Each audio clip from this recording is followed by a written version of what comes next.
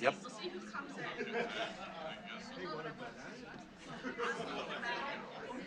Good morning. With the train up on the screen, I feel like we should have a horn to start the meeting. Anyhow, being 9 a.m., we'll call to order the McHenry County Board Committee of the Whole meeting of November 16th, 2024, and Ms. Campbell will lead us in the pledge today. I pledge allegiance to the flag of the United States of America and to the republic for which it stands, one nation, under God, indivisible, with liberty and justice for all.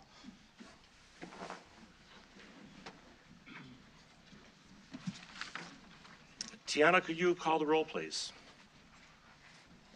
Altoff. Present. Carolyn Campbell. Here. Joseph Gottemaler. Terry Greeno. Here. Eric Hendricks. Carl Kaminsky. Present. James Kearns. Here. Matthew Kunkel. Here. Teresa Meshes. Here. Lizette Ness. John Reinert. Here. Brian Sager. Here. Michael Shorten. Here. Michael Scala. Present. Larry Smith. Here. Gloria Van Hoff. Tracy Von Bergen. Here. Kelly Wagner. Here. Chairman Bueller. Here. Having a quorum, we'll proceed. Good morning again. I have a number of items to share with the board before we review the agenda for next Tuesday's meeting. And before we begin, I need to acknowledge the sad news of the sudden passing of Associate Judge Michael Coppage on Monday. He was appointed to the bench in 2015 to succeed retiring Judge Robert Berstadt and was serving as the presiding judge for criminal misdemeanors at the time of his passing. Our sympathies go out to his family and to his fellow judges and friends of the 22nd Judicial Circuit. Please join me in this morning in this moment of silence to honor Judge Coppage and his memory.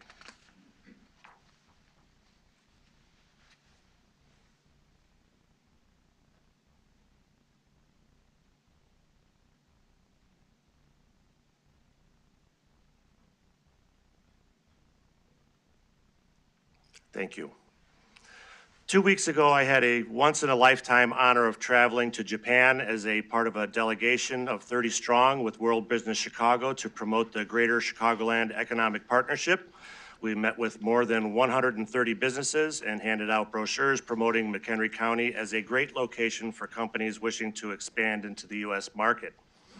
Along with Lake County Chairwoman Sandy Hart, we represented the Collier Counties well in Japan, which has more than 500 facilities in the Chicagoland area and is one of our largest export and import partners.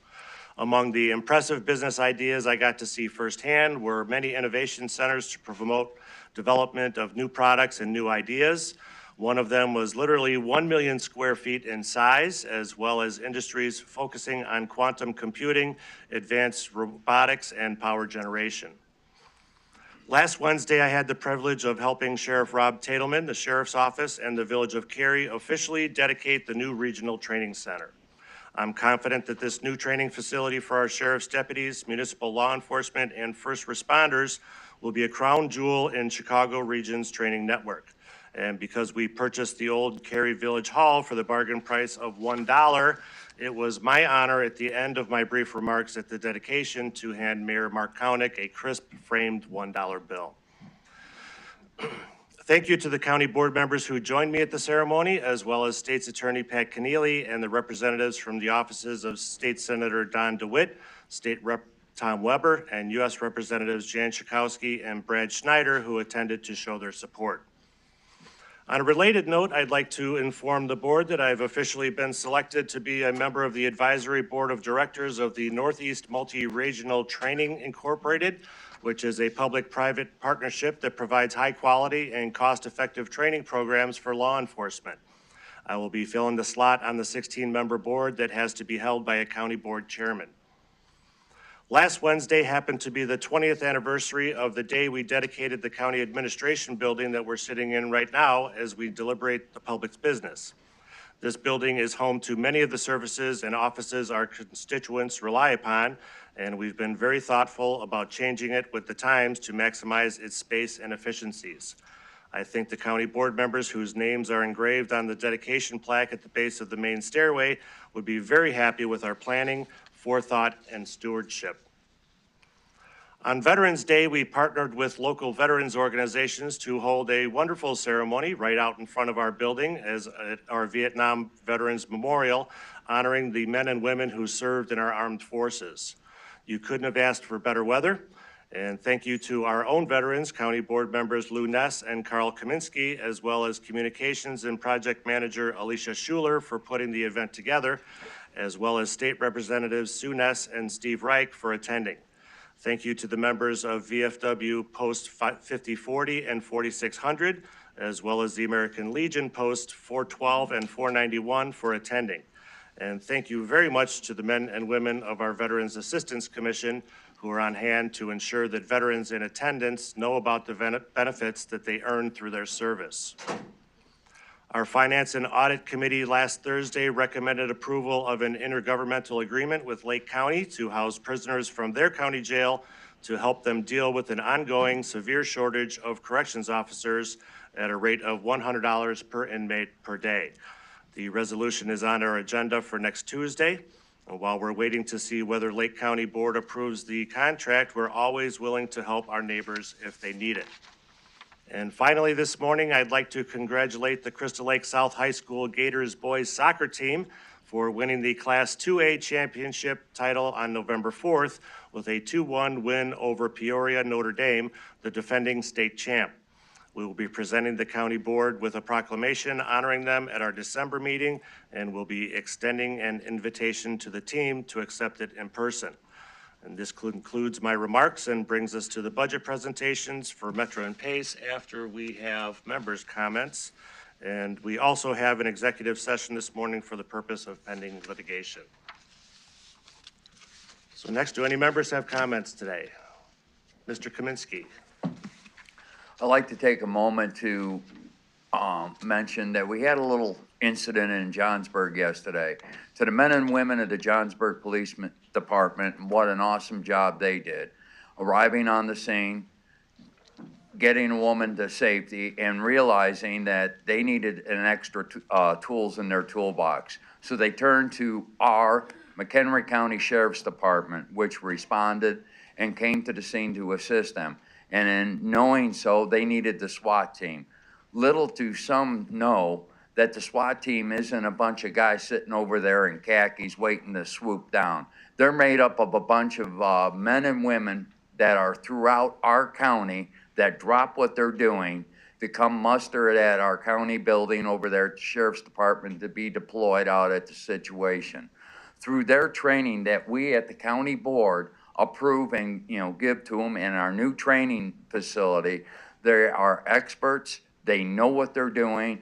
They can negotiate. And at the end of the day, they were able to extract the gentleman. Not one shot was fired. No one was hurt. No one was killed. And it had an outcome that they're trained to do. An awesome job on the McHenry County Sheriff's and Johnsburg, and as well as our newly minted police chief in Johnsburg. This was probably not the first presser that he wanted to do, but with the help of the public affairs folks at the Sheriff's Department, gave him a little help and tips in how to handle the media. He did an awesome job. So at the end of the day, kudos, job well done, pat on the back for our men in blue in Johnsburg and our own McHenry County Sheriffs for couldn't ask for a better ending. Thank you to y'all. Thank you. Any other members have comments today? Seeing none, we'll move on to public comment. First up will be Rob Mutert.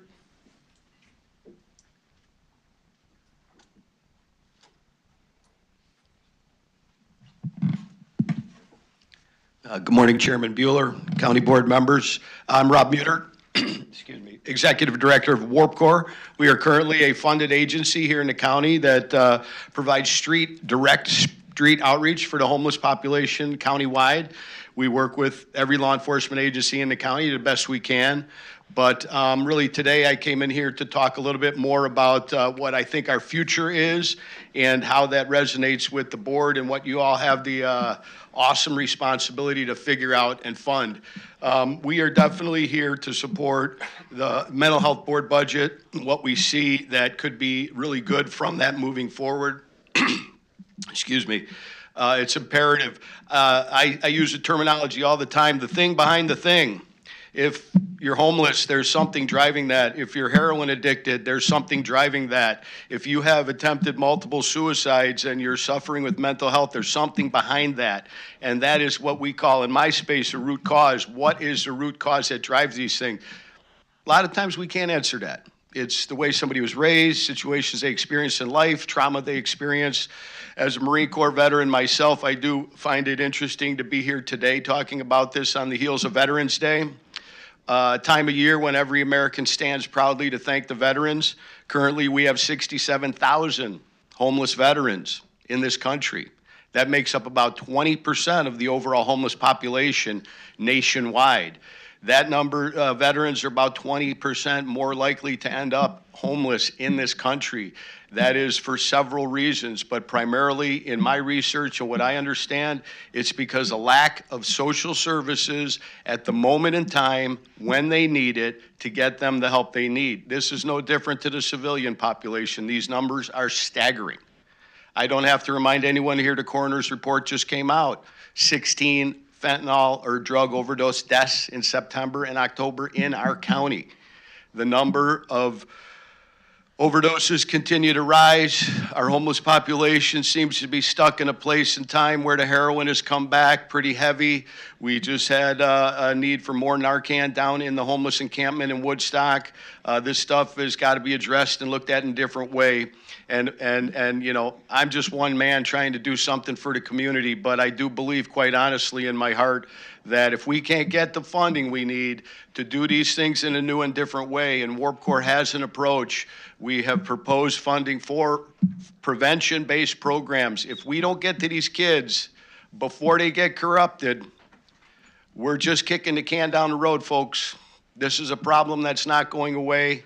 And just me as a civilian who stands here in the social service field trying to run a nonprofit to help, these budgets, I know it's probably outrageous to say, the mental health budget probably needs to be doubled, tripled. These are real situations. These are real people that are struggling. Comments, please. Yes, I can wrap right now. I just appreciate, as an agency funded by this board, all the support you've given us, and I look forward to opportunities to do that more. I fully support the budget and the mental health board and Leo Rizzi. Thank you. Next will be Connie Machini.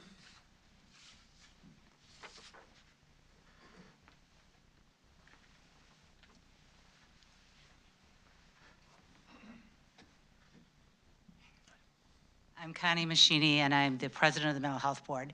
And I'm here to say I respect every one of you and your judgment. I know how hard it is, and I would hope that you vote for the $525,000 to come to the Mental Health Board. As you know, there is a great need in this county. And when I heard you talk about this building's been here for 20 years, I remember, I guess I'm dating myself. I remember when the courthouse was built, and that was a long time ago too, but my father was on the county board then, so I've been around a long time. I just wanted to thank you for your consideration, and I know you have a hard job, and we really appreciate it. Thank you. Thank you. That concludes our public comment today. We'll move on to reports and presentations. First up, we've got the Metra budget presentation, and representing Metra is Alan Oshab and Caitlin Doty.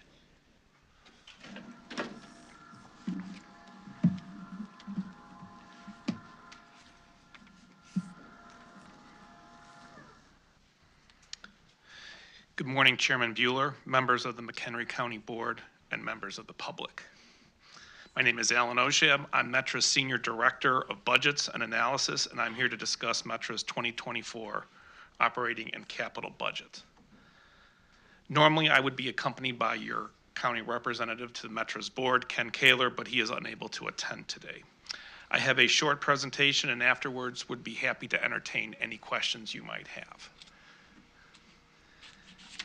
Just wondering if that's going to show up there. I have two. So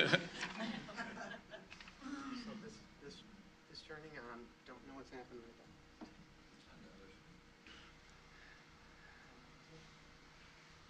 that. It's coming up.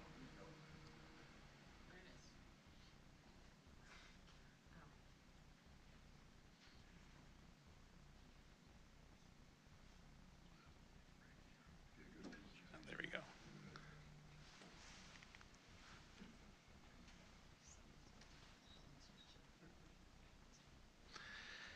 So some highlights on Metra's 2024 budget. Metra's board approved an operating budget of $1,093 million for 2024. The budget is balanced, as $1,093 million of operating expenses are fully funded by $1,093 million of various revenues, which include passenger and other ancillary revenues, sales taxes, and the usage of federal COVID relief funding. The 2024 budget also has incorporated in it our revised and revamped fare structure. I will spend a couple moments on a later slide talking further about that. On the operating expense side, the over $1 billion, almost $1.1 billion budget includes $65 million related to expansion that is going on our Metra Electric District related to NICD, our partners in Indiana. They are improving and expanding their service, and in conjunction, we are expanding the footprint at Millennium Station to help them with their expanded service. It's about $65 million in the 2024 budget, and Metra expects to be fully reimbursed from NICD for that. So excluding that amount, our budget for running commuter service is a more modest $1,028 million, which is about a 5% increase over our budget from 2023. And that increase is largely due to general inflationary items. We're seeing inflation with our insurance, our health and welfare premiums, fuel costs are increasing, and just general overall inflation rates. On the revenue side, that budget is going to be funded by about $244 million of operating revenue system generated. I'll talk a little bit more about our ridership in a few slides. Further, we're going to get about $560 million from sales taxes and about $224 million from federal COVID relief funding.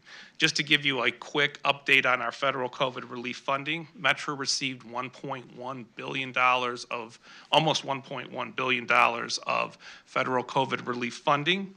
We estimate that going into 2024, we'll have about $500 million or $500 million to carry forward for the next couple of years. Based on our projections, we will fully utilize and fully exhaust that remaining $500 million in first quarter 2026. In addition to our operating budget, we have a separate capital budget that's almost $575 million. This program will fund portions of 97 different projects that we have on our plates. About 63% of this, or about $365 million, are going to go to four main categories: bridge and retaining wall, station and parking, yard improvements, and rail car rehabilitation. Where are we getting the funding from? About half of it, $250 million, is coming from federal formula. 117 is coming from a very specific U.S. Department of Transportation grant. $74 million is coming from PAYGO funds. We're able to access $130 million of RTA-issued bonds, and then a couple million from other RTA sources. Looking over the horizon, the 5-year capital program has almost $2 billion estimated funding in it, that including the $575 for 2024. So talking about ridership, Metra expects to provide approximately 32 million passenger trips during 2023.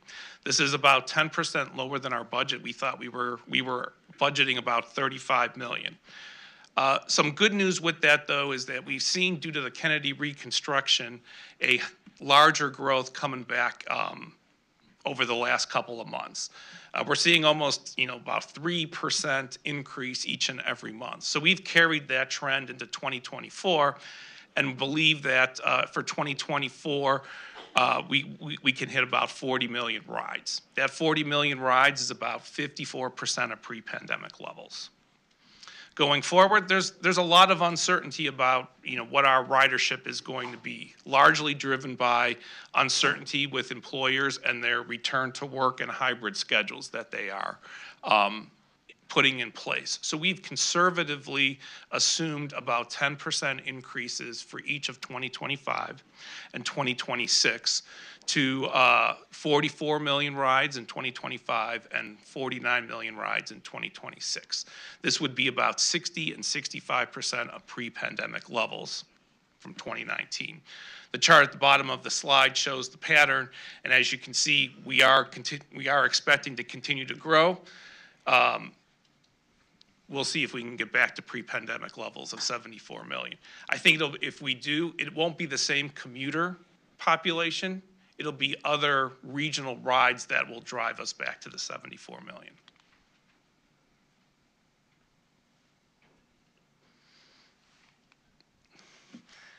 Fares. Metra has introduced a complex and a complete revamp of our existing fare structure. Currently, we have 10 zones, and there's fare patterns within each of those 10 zones. We have simplified it to 4 zones. The 4 zones will apply to one-way tickets, weekday day passes, and monthly passes. Downtown stations are considered Zone 1. And all the other stations, based on distance and other travel patterns, are Zones 2 through 4. Why this is important is that we've introduced kind of a 2-tiered pricing with our fares. If you're going to downtown, it'll be a fuller fare. If you're not going to downtown or coming from downtown, it'll be a reduced price. Other changes are we are replacing the 10-ride ticket with a day pack 5-pass product. Very similar, except that the day pass 5-pack can only be purchased on the Metra app. And we're doing this so that we can control expiration of those tickets. The last major change is incremental fares for those of you who ride Metra. Previously, there was an ability that if you needed to travel occasionally outside your zone, you could buy an extra ticket on the train to accommodate that on top of what your existing ticket was. We're trying to eliminate cash, our conductors having cash on the trains, as well as help them get through the trains quicker. So we are now going to require all riders to have the correct ticket when they board the train and not offer the incremental fares. Our new fare structure will not change our $30 regional Connect Pass that we are working with CTA and PACE, and it does not impact the $7 Saturday, Sunday, or holiday passes. This is what our new fare structure looks like, what the fare chart looks like. It is much more simplified from what we had previously, and based on public comment, we've made some adjustments to get to this so that it is easy to understand. The next couple of slides talk about the impact of our new fare structure for McHenry County stations. So this is one-way tickets. So as you can see, the one-way tickets ranged pre-pandemic from $8.25 to $9.50, and that was going downtown and the farthest zones. So now the new farthest zones are now about $6.75 a ticket, and you can see that if you are not going to the farther zones, it is $3.75. If you're not going to downtown, it is $3.75. In terms of the monthly pass, the monthly passes were $239 up to $275. So we have dropped that well over 50% in some cases to $135 for the monthly pass. We understand that this is a slight increase over what our promotional fare monthly passes were during the pandemic. We need to have something that is more sustainable for our operations. And we think that this is a fair price for our monthly tickets.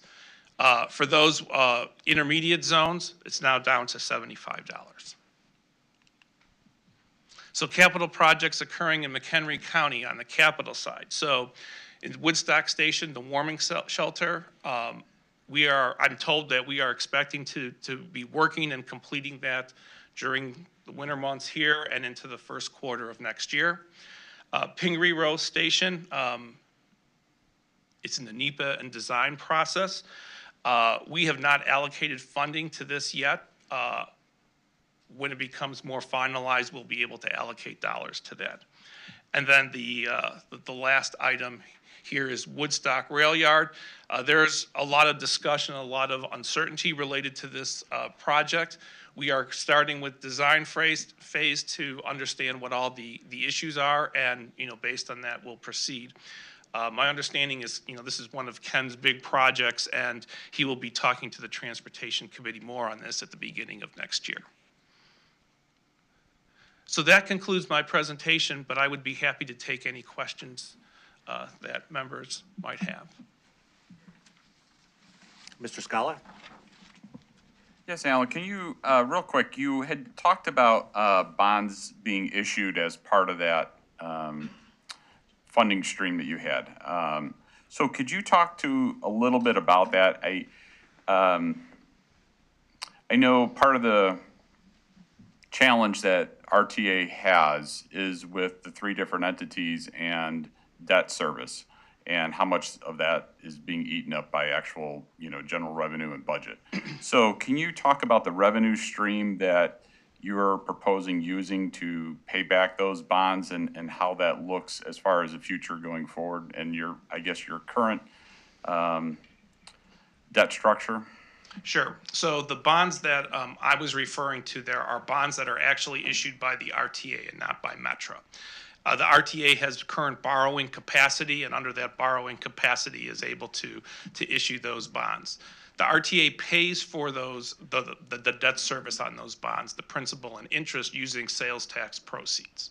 Now, Metra separately, we currently do not have any debt on our books. We are exploring the possibility of issuing debt for future capital projects. I mentioned that our capital program has $2 billion over the next 5 years. We have projects that are easily double, if not triple that we'd love to do. So in order to do that, we would probably have to issue debt.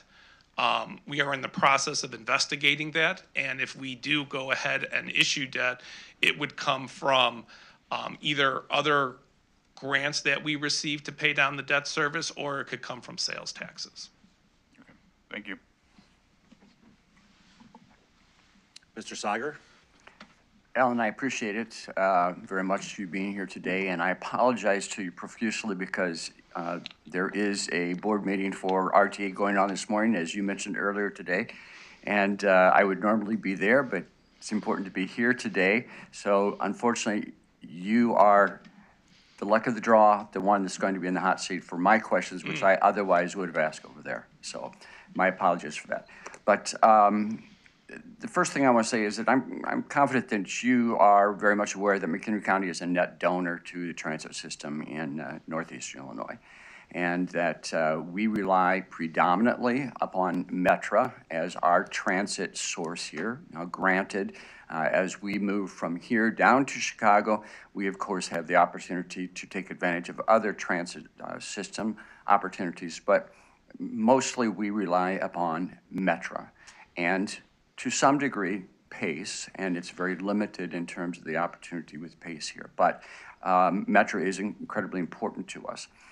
As we look to the future, one of the things that we are very much interested in is to try to see how we might be able to expand opportunity services for our residents and our district, if you will, our county, to provide for increased schedules that might exist, but also certainly increased opportunities for us to interconnect with the Chicago region itself.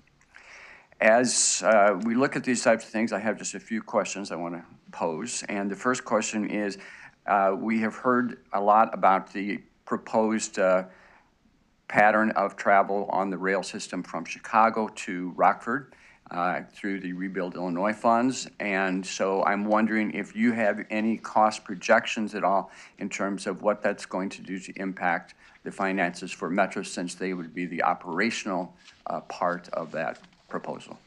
Sure. So the proposal going from Elgin to Rockford on the Metro lines is something that is, IDOT is fully funding and will be fully reimbursing Metra for running that service, operationally as well as providing the capital dollars. So we do not anticipate, based on the current agreement, that it would have any adverse effect on regular commuter-based Metra operations. And as we went through a public hearing here, the implication was that that should be up and running in their plan or their vision in 27. Is that practical from a Metra perspective? That is what we are targeting internally. All the meetings that I'm going towards is targeting that. Obviously, there's some construction that has to happen in order to, we don't have the, or I should say Union Pacific, past our, what we currently own. There is additional trackage and stations and such that need to be constructed. So, the construction environment right now is tight. So there's a possibility, but we are targeting everything within our control is to be ready when, in 26, 27 for starting operations with that. Thank you. Service. One of the things that, we hear a lot about is the fact that there is a large number of capital projects or programs which need to be funded. And I will give Metra incredible kudos because I think you all have done a remarkable job of budgeting conservatively and managing your finances extremely well. And so I'm very grateful for that. You mentioned that you have no debt right now, which we on the RTA board are very much aware of. But at the same time, one of the things that I'm a little bit concerned about is the fact that debt is not a bad thing. Debt is a positive thing when you look at it in terms of financing.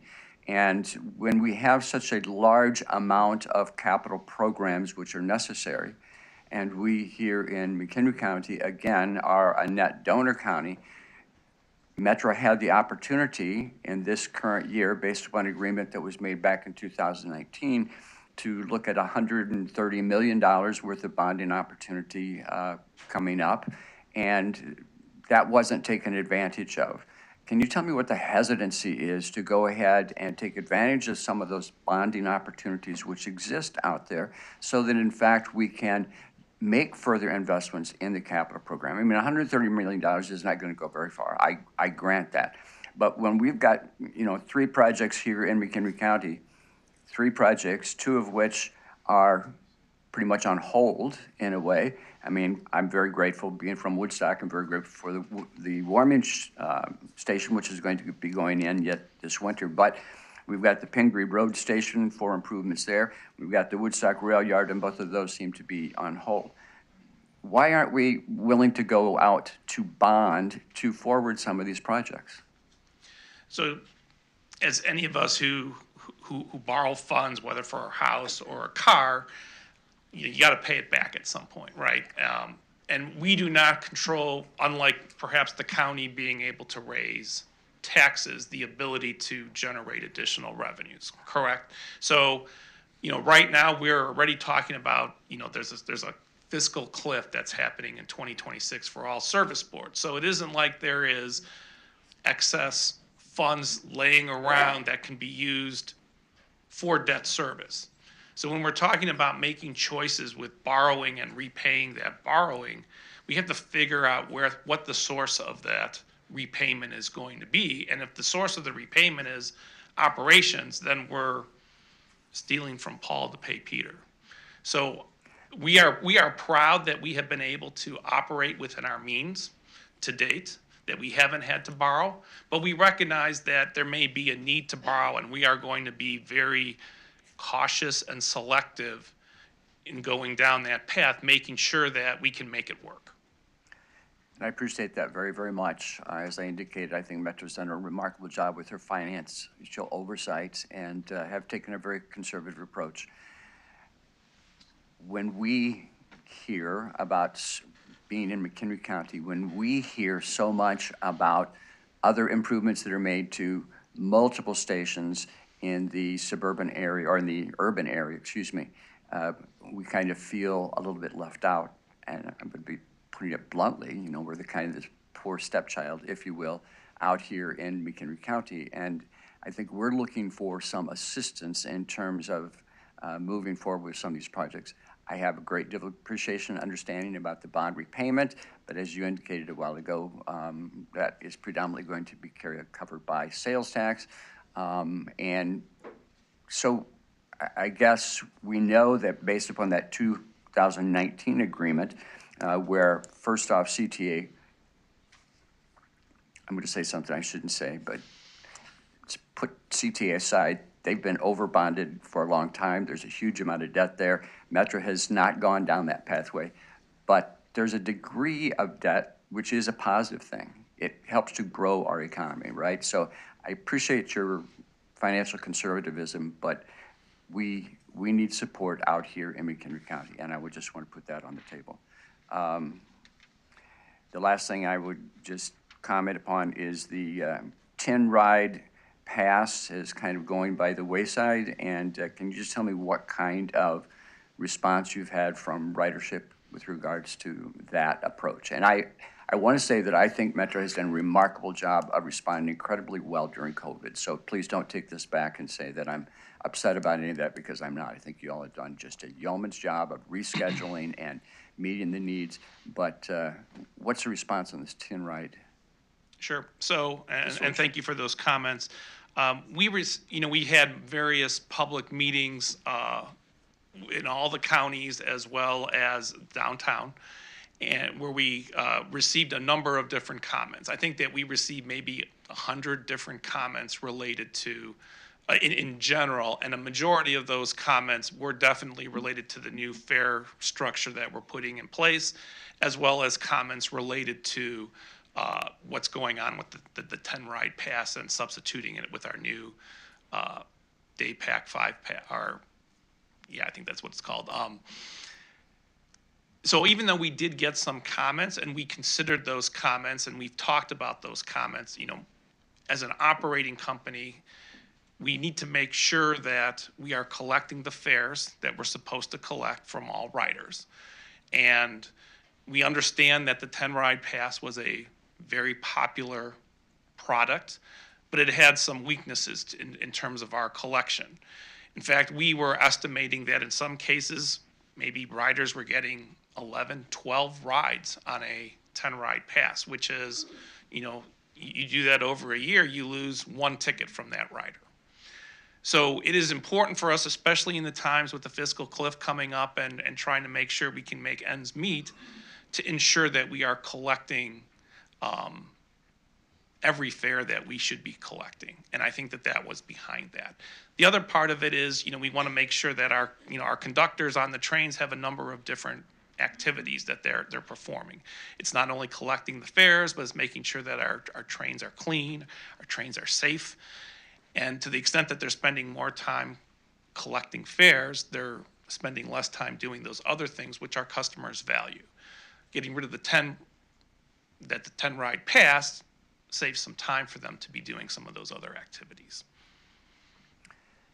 Thank you. The only other thing I'll comment upon, and I'll let it go, but again, I'm hearing you say that the 130 million bond opportunity that existed as a result of that agreement back in 2019 with CTA and the RTA is that you are concerned about the fiscal cliff and you want to make sure that you all are well positioned. Is So that I believe, correct? Director Sager, the fourth bullet point, the 130 million in RTA bonds is utilizing that 130. that you're talking about. Right. So we are getting that 130 from the RTA. We're not paying for it, the Right. RTA is I paying for it. understand that. I understand that. So I think that we have that in our capital plan. Funding 2024 at the $575 million. Okay. Very good. Thank you so much. Appreciate, Chairman, thank you for your patience. Do you have any update for us on the potential for a Huntley station sooner rather than later? I do not have an update, sorry. Okay, seeing no further questions from the board, we'll thank you for your presentation, Alan, and we'll see you next year, Thank you, Chairman. Thank you, members of the board. if not sooner. Next, we have the PACE budget presentation with Director Aaron Smith and Sally Ann Williams, Division Manager for Paratransit. Welcome, Aaron. Thank you. Good morning, Chairman Bueller and members of the board. My name is Erin Smith, and I'm your representative on the PACE Board of Directors. With me today is PACE's Division Manager for Paratransit Services, Sally Ann Williams, and our Community Relations Representative to McHenry County, Ed Gallagher. Please know that we are always available to discuss the services in McHenry County. We have a long history of partnering with McHenry County to improve public transportation for those we serve, and we look forward to working with the county in the future. First, I want to thank Chairman Bueller and the County Board for your hard work and leadership throughout the pandemic. The pandemic had an impact on everybody, including residents in our region and PACE. During this time, we carried essential workers to their jobs. We created enhanced safety protocols, which are now standard operating procedures, and we completely changed the way we delivered ADA services to make that vulnerable population safer. We learn daily the essential role that public transit plays in the lives of millions of riders across our region. And now that the pandemic has receded, the lessons of that experience are embedded in our budget. While the media does not call them essential workers anymore, we call them our riders, and they are no less essential to our economy today. The pandemic forced us to innovate, to create new approaches, to try new services, to stretch the federal coronavirus relief funds so that we could avoid raising fares or reducing service. Some of this innovation is found in the pamphlets that are on your desk, and the budget that we reflect today, or the budget that we present today, reflects the next steps in that innovation. We are pleased to present a balanced 2024 budget, which builds on infrastructure investments, innovative service launches, and thoughtful efforts to continue growing ridership, and contains no fare increases or service reductions. The 2024 suburban service budget is balanced to the RTA's funding level of $292.8 million. However, a $59.7 million shortfall in sales tax and operating revenue will be covered through the use of federal coronavirus relief funding. We project ridership to increase 3.6% in 2024 to 15.6 million trips, thanks to our continued innovations and service enhancements that we've implemented this year, and even more for 2024, and I'll talk about those now. So last year I reported that we were working with the county and the city of Crystal Lake on evaluating the potential for rerouting Route 550 based on feedback from McHenry County residents. In March, in a coordinated effort to improve service performance and ridership, all 550 trips were adjusted to operate via Virginia and Northwest Highway in Crystal Lake. And I can comment a little bit on that. The ridership already has increased by about 11%, and we will continue to evaluate ridership along this route serving Crystal Lake. Last year, I also reported that we had partnered with the developer of a trip planning app, Transit. That allows customers to input their travel information and instantly see all of their transit options. Last week, we expanded the Transit app to include on-demand services. I'm excited that we're taking the next step in this initiative to move all of our services into one central location, making it easier for our customers to plan their travel. Next, I want to talk about PACE's new van pool initiative, Van Go, which we launched last year for commuters traveling from Metra stations to nearby workplaces.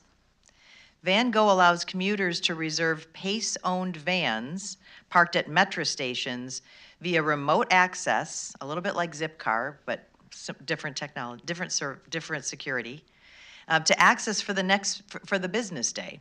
The program provides a flexible first, last mile transit option for commuters, and we're already evaluating opportunities to introduce the programs to more areas in the region. And I think the Pingree Road Metro Station would be, is the first one we're looking at. But I'll just stop on that one. It's a really nice option because people aren't coming into the office 5 days a week. So if you're only coming in 3 days a week, you have the option of not having, of taking Metra, grabbing one of the van pools, and taking it to your office and back again. And again, side note, there's also different versions of the program that allow companies to have dedicated van pool service and have authorized drivers. So pretty cool stuff. Next thing I want to talk about is the work with the county to enhance paratransit options with the MC Ride program. I want to thank Chairman Bueller and all of you and the county staff for a great partnership to expand dial-a-ride service in McHenry County over the years. I am happy to report that PACE has once again budgeted a 15% increase over the 2023 amount in our contribution to the county for this program. It's our hope that this $260,000 in additional investment will help support the county's transportation programs and services. Finally, in August, the PACE Board of Directors approved a network revitalization and system-wide restructuring initiative called Revision. PACE's strategic vision plan, Driving Innovation, specifically highlighted the need for implementing and innovating fixed route transit in the highest demand markets, while also providing more effective coverage in lower demand areas, which is certainly true of much of McHenry County. Due to the significant change in travel behavior over the last few years, it's important that we look at our public transportation network to reassess how service is provided and develop a regional service network based on existing and projected future market demand. We look forward to the county's participation and collaboration on the revision project in 2024. Our 2024 Suburban Service Capital Program totals $118.5 million, primarily for support facilities, equipment, stations, and passenger facilities. The new budget reinforces our commitment to sustainability. Last year, I reported on our commitment to operate to a fully zero-emission fleet by 2040. To that goal, the budget includes a significant investment totaling $55 million for the renovation and expansion of PACE's North Division, including installation of charging infrastructure for electric buses. Our North Division in Waukegan will be the first garage in the entire system to be converted to a fully electric bus fleet, with the rest of our 10 divisions being converted by 2024. The anticipated delivery of 22 additional battery electric buses is also in we're also anticipating the additional of 22 battery electric buses. First one arrived in 2023, and we've been busy testing out its capabilities. We're also grateful that one of the Congressional Community Project Funding projects, that's a lot to say, in 24 Transportation Appropriations Bill provides us with $1 million in funding for electric paratransit buses. And just last week, the PACE Board approved the purchase of one of our new paratransit electric buses, which we will initially operate out of the River Division in Elgin as we test it out.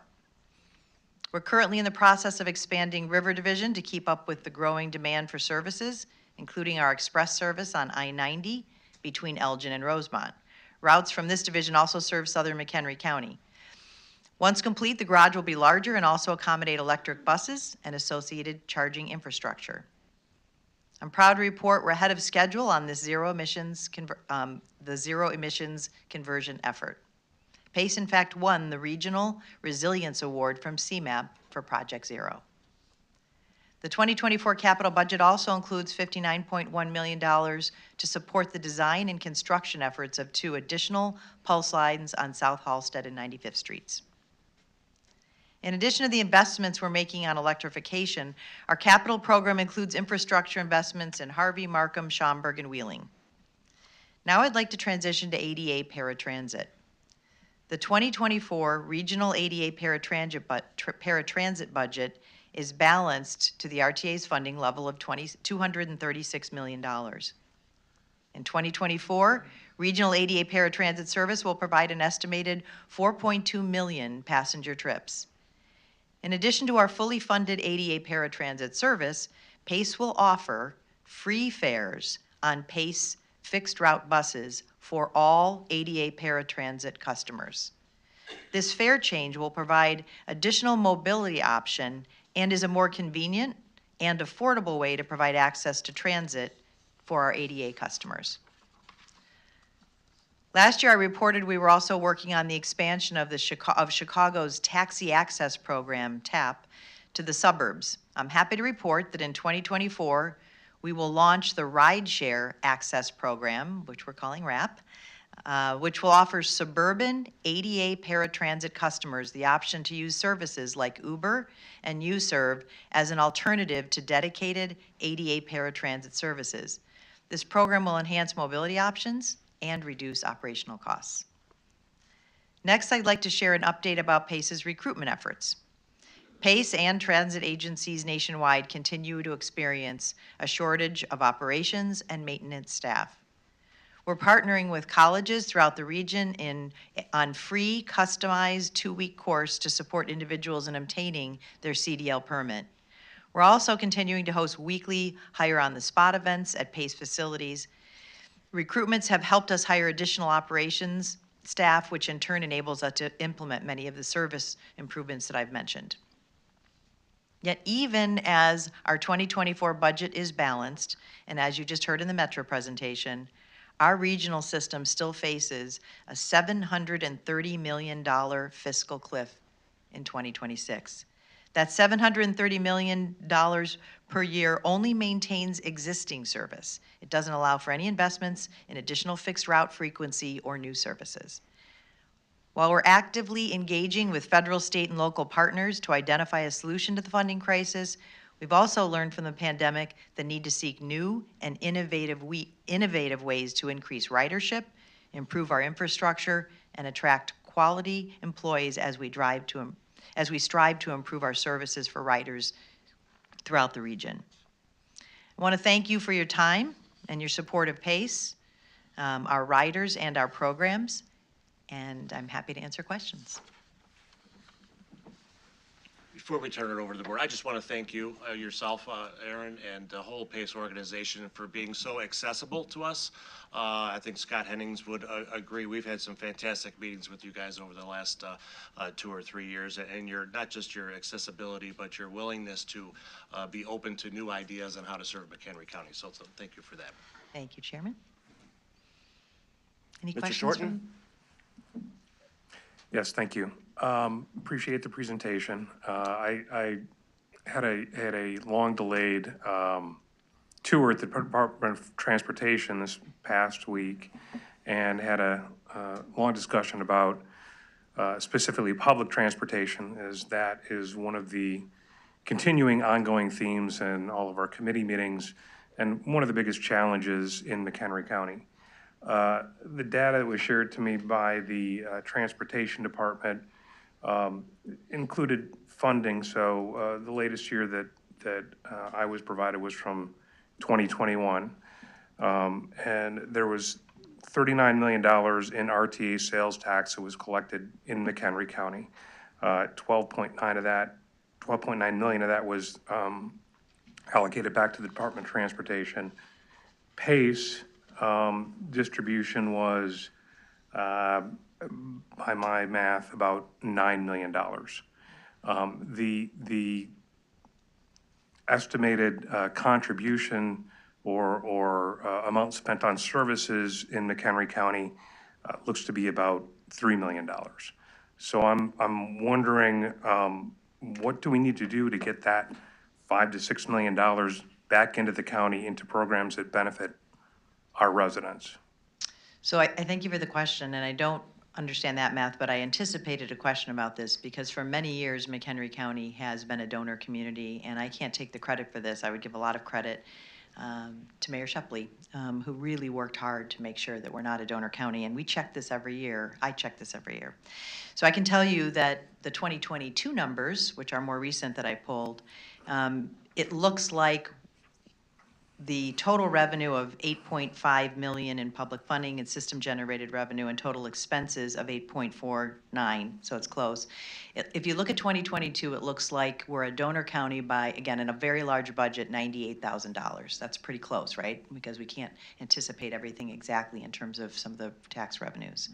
However, that's before the additional 260,000 that we've allocated. So while the math is tough, if in 2022 we were 98,000 short, if you will, in terms of the gap in being a donor county. But we're adding another 260,000 to the 2024 budget. I feel like we're pretty close. Again, it's hard to get it perfectly even because these are projections, but this is something that I'm watching carefully, and I asked staff to prepare a detailed analysis for today. Can you break out what was the number you brought forward as far as expenses for the county? 8.2 million? It's 8,493,000 from 2022. So- I'm not prepared to break it out today in today's presentation, but I can certainly follow up and Okay. get more details. Because, and I'm free to admit that I'm wrong when I'm wrong, but my understanding was we have, and I appreciate the 15% increase for McBride, but still, the county itself is funding more of McBride than PACE. The ADA paratransit, by and large, based on the requirements or the rules for how those funds are allocated and spent, a large number of our residents don't qualify for that. So the folks that have, that need rides, that have disabilities, actually end up in McBride.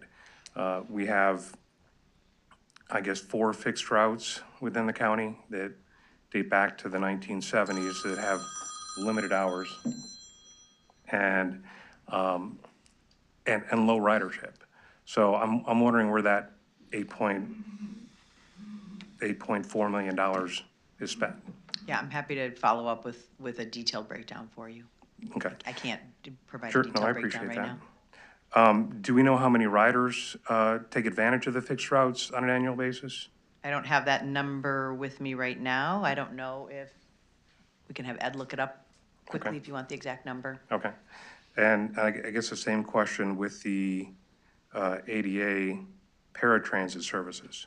Yeah, I had that in my presentation. Okay. I think it was, I'll look at it right now. I'll find that while we're looking. And I think some of what you're talking about while I'm looking, some of what you're talking about is this revision plan, right? We've done a lot to innovate and come up with new ideas, but we need a different master plan. And so it's time to do a more system-wide review of fixed route services and other types of services that PACE provides. Right. So that we can address those issues. But it is in the presentation, I think it was, The NCA, Oh, thank NC you. ride. The paratransit? Yeah, paratransit, your demand response service, averages between 7,000 and 8,000 trips a month. thank you, In the county? Yes. Okay. I mean, for MC ride, yes. thank you. Through MC Ride or through the ADA? MC ride, well, ADA is a very, very small portion. The majority of service up here is your community MC ride program. Okay. That we contribute to. Okay. So that's like 99% of your ridership. Okay. In terms of demand response service. All right, understood. And then the last question or concern that I had in talking to the Department of Transportation, you mentioned the rideshare access program, which I'm a big fan of the idea. But it's my understanding that right now, PACE's contribution to that is to have the contracts with the providers, but the funding for that program would have to come solely from the county. Is that accurate? I'll be glad to address that. The Right Access Program is a user-side subsidy program. So it's available to your constituency in McHenry if you choose to use it. We're gonna take, the PACE is gonna take ownership over setting up those agreements with those rideshare companies as opposed to you guys doing it. And if you choose to enroll your people or your constituency in that program, we'll be glad to then facilitate the administration of that by doing the sign up, doing the contracts, and then handling the reimbursement of the the subsidy, whatever you set that to. And then McHenry will reimburse, pays for that subsidy that was paid for Okay, those so trips. ultimately, the subsidy of the actual cost of the ride would be the responsibility of the county? Yes, whatever you choose to set that. The ADA is set at about $30 per trip. And we're offering that to all counties that want to participate, so that they have another option for their residents. Okay. And is there any, going back to the fixed routes, is there any consideration to changing those further? I know you mentioned the one change with the 550 route. There's always room for consideration, and that's why, that's the whole purpose of the revision project. Right, but what I'm saying, is there anything being looked at specifically right now? Right now, we're not looking at anything specifically before we do the revision study, other than the 550 route. That's the feedback that we'd gotten was on the 550 route. Okay, thank you. Okay, thanks. I'll let you answer if there's another question. Any other questions? Was he trying to fill in a blank? He's got the ridership numbers, if you want, from McHenry County. Yeah, please. Just read them. The 2020 ridership for the 4 fixed routes here in McHenry was 15,462, and the 2019 totals comparative was 30,346. Okay, so I'll go with the 30,000 number based on 2020 being a COVID year. Thank you, Ed. The COVID year. Yes. Thank you. Ms. Van Hoff? Yes, thank you, Aaron, for being here, and a lot of exciting programs. So I have a few questions. One, is there any place we can look and online and see some of the programs that are being launched by PACE?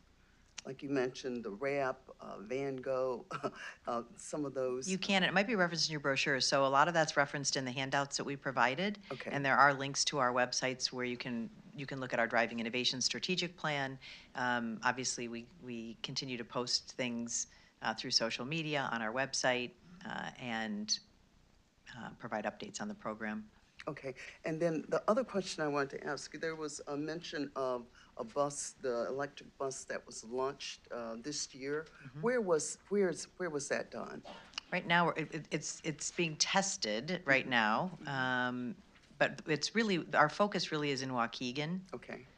Where that's where we're going to see the pilot, if you will, of a fully electric garage and vehicles. Okay, and you did say that by 2040, your goal is to have the fully free Yes. emission system. Okay. It's an ambitious goal, and so to be ahead of plan with 22 buses ordered is wonderful. The supply of electric buses is a challenge, so we were happy to get 22. Okay, and I know this is also in line with CEJA outlines for the 2040 date. So thank you for sharing that. And then I also wanted to ask about ridership. I know Alan had reported that right now for Metra, we're about at 44% of the pre-pandemic rides. Is that the same for PACE, or what have you noticed with ridership? Because I know the ridership really figures largely into the financial formula. It does. Yeah. So paratransit's back to its pre-pandemic levels. Okay. Outside of paratransit, I think we're at about, do you know the number? 4 fixed route, where are we back to? About 70%. Okay. Yeah. Okay. We're in better shape than Metra. Okay. But still not where we were before the pandemic. Sorry about that, Metra. Okay, and so that answers my next question, because I didn't know what you were going to say for the percentage that we were pre-pandemic. I was going to ask if you had any plans to increase ridership. Yeah, a lot of the new programs that we're introducing, like RAP, and taking advantage of existing infrastructure, like free ADA riders on fixed route, those are all part of that solution. Okay, all right. Thank you so much for being here. Sure. Ms. Wegner? Thank you. Thank you for all this information. I have a couple questions. The Van Go, is that something where you have to have more than one person, so it's more of a carpool option? Or if you are one person who arrives at a Metra station, that you can reserve that just for yourself? You can reserve it just for yourself. The price goes down if more people are participating. So there's a brochure, and I think there may be a brochure in your packet on the Van Pool program. It's quite interesting. It's $5 a day, but again, the pricing, there's different ways to structure it depending on whether you're coordinating within a company or an individual. Okay. But it's very flexible. I think this is a great way to, if somebody's hesitant because they want to use their car to get somewhere, it's a great way to provide that link. So my question is about McRide, and I know, we expanded the hours in the past year. We had that money to expand the hours. I would like to know, what is the increase in ridership? Do you know what it has been since we've increased the hours? I don't have that data. I'm sure we can look it up, though. I don't know if you have some sense or if Ed does. I don't know the exact increase in ridership with the extension of the hours. I'd have to look that up. That's something I think we would be interested in, because it was a significant investment to increase the ridership. And in talking to various stakeholders here in the county, many times people have a difficult time using McRide if they're on a tight schedule or if they have physical limitations. So I just would like to know the increase, cost-benefit analysis to see, if it's something that should continue. I'll see if we can measure that. It might be a little tough to see, we won't be able to correlate the exact increase as it relates to the hours increase, right? But we can at least show you the before and after and kind of extrapolate a little bit. Okay, thank you. Thank you. Seeing no further questions from the board, thank you for coming today. Thank you for your time. Next, we'll move on to new business. Do any members have items from next Tuesday's agenda they'd like to remove for discussion? Mr. Scala? 10B1.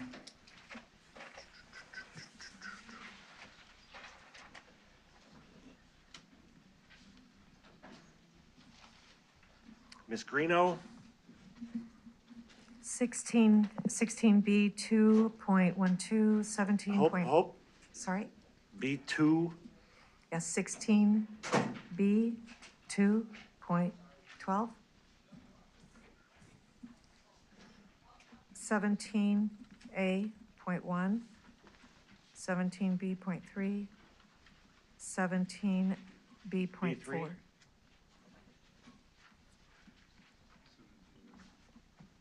Okay, and then B4?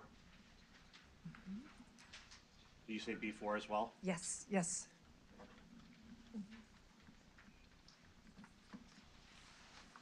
Seeing no others, Mr. Scala, 10B1? Yes, so 10B1 is a change in zoning. This is in Mr. Kern's in my district. This is something that Jim and I have discussed and we are both not in favor of.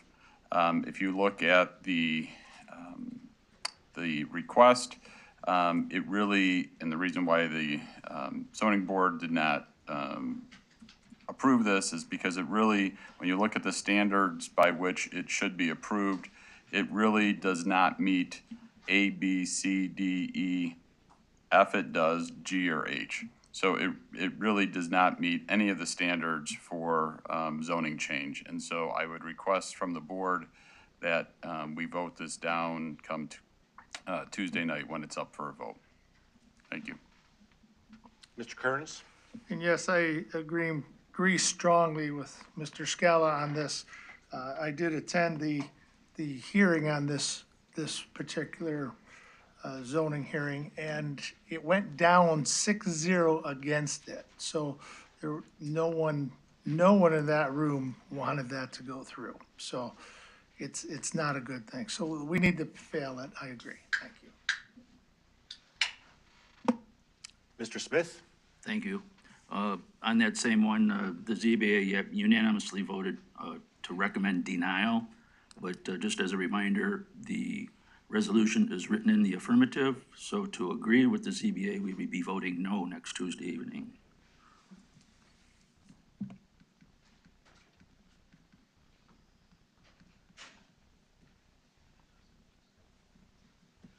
Okay. Next item, 16B212, Ms. Greeno. Let me work the mic. There you go. Am I on? You're on. I am? I'm not green. You're on. Oh, red's on, sorry. Okay, this is regarding the agreement with Lake County regarding utilizing our jail. And I wanted to make a point that after discussion and presentation, that any operating expenses incurred would not be ongoing as the need diminished. So there would be a direct correlation, and that there would be no capital investment for us to enter into this agreement. So whether we're in this agreement or not, we still have the same facilities and the same staff. This would allow for our facilities and staff to be well utilized during this time, as well as assist our neighboring county. Also, I believe that passing this at this point would give a positive sign to Lake County as they're going into their consideration that we are very supportive of collaborating on this issue. And I would encourage everyone to vote yes.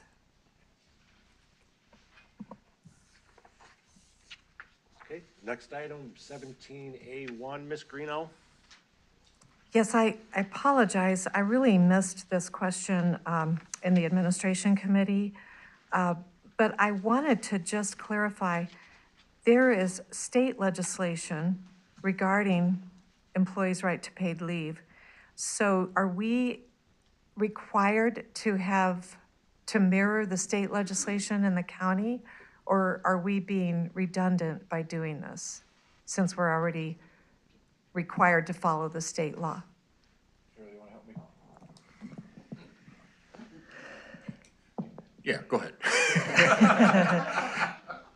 So there is a state law out there right now that'll go into effect January 1. There's also been something put forward to postpone it till July. Part of that legislation is a requirement that we give everybody at least 40 hours off. The challenge is the legislation also says they can have it off with no reason. And operationally, we can't say no. So part of what we've put forward in the ordinance is that we'll give the 40 hours, but operationally, we need some controls. That's basically what the ordinance is giving us, I believe. So the state is saying we must do 40 hours. We do that already. But we're taking the step to say you do need to ask permission. It does need to be coordinated with your supervisor and your coworkers, just like a normal paid leave. We're a little slow in getting to this. We hoped, perhaps we should have done more than hope, but that this would be addressed in the veto session. It was not. It's going to be law on January 1. And what we're kind of thinking is that this goes into place in December, so we're covered for January 1. We may make a tweak to this legislation. I was going to make this into your ordinance, that if the state takes care of this with their own legislation, then our ordinance will go away. So we maybe work with the state's attorney's office in the coming weeks, so what you vote on in December has language in there that says simply, if the state does address this, as we think they will in the spring, then our own language will go away. That's very optimistic. So we'll be discussing this again in December? You'll be voting on it in December. But I mean, in the administrative committee, we'll be discussing it there further, okay. Because I'm very involved in this legislation, and I just, that's why I can't believe and I actually voted to just pass it right on through in the administrative committee, so good. We just have a little bit of time to look at it closer. I mean, it is a tricky thing. And you're absolutely correct in your observation. So thank you for the clarification.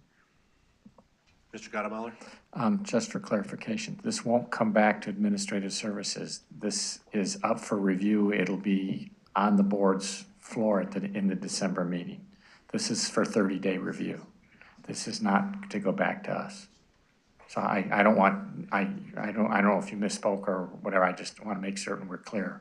This is here before the board now. It stays before the board until the December meeting, in which case then it'll probably be passed or not, or amended or whatever we're going to do. But it doesn't go back to committee. Okay. Is it okay?